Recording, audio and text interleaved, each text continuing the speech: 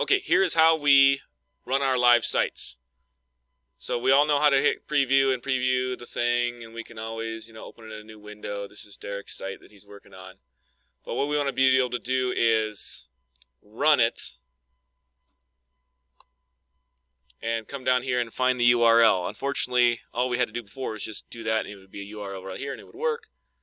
We have to change this to PHP built-in web server.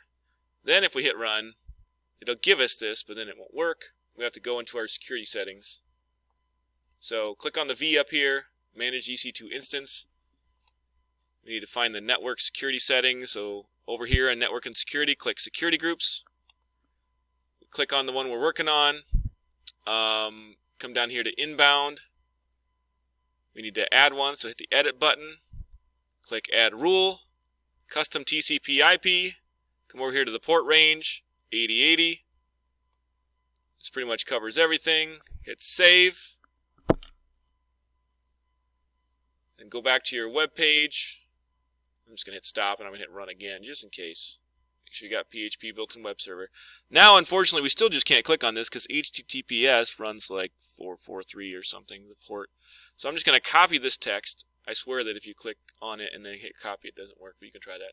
I'm going to come to a new tab. I'm going to paste it. I'm going to get rid of the HTTPS, : and then right after the IP, I'm going to type : and then tell it the port 8080. And this should work. And it works. There you go.